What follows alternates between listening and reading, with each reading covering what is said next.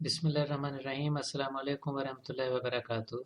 हमारा यह programme kidney stones गुर्दे में पथरी के इस्लामी इलाज के बारे में है।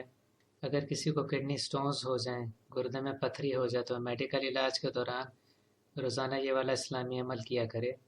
पहले वो वज़ू करे, इसके बाद एक दफ़ा दरूद इब्राहीमी पढ़े।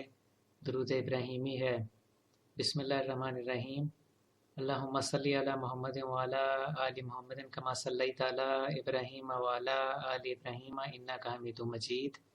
अल्लाहुम्मा बारिक अला मुहम्मदिन व अला आलि मुहम्मदिन कमा बारकता अला इब्राहीम व अला आलि इब्राहीम इन्नका हमीदुम मजीद।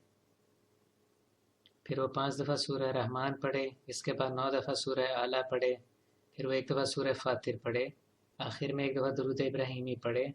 फिर अल्लाह ताला से दुआ करे कि वो इसे किडनी स्टोन से, गुर्दों में पथरी से निजात दिलाए, तो इंशाल्लाह मरीज़ बहुत जल्द से एहतियाब हो जाएगा। इस अमल को रोज़ाना कम अज़ कम एक दफ़ा करना है। दिन में किसी भी वक्त वज़ू करके इस अमल को किया जा सकता है और नमाज़ पढ़ने के बाद भी इस अमल को कर सकते हैं। अगर आपने अभी तक हमारे चैनल को सब्सक्राइब नहीं किया तो प्लीज़ सब्सक्राइब करें। इस वीडियो को लाइक और शेयर करें ताकि ज़्यादा से ज़्यादा लोगों को इसका फ़ायदा पहुंच सके। इजाज़त दीजिए। अल्लाह हाफ़िज़।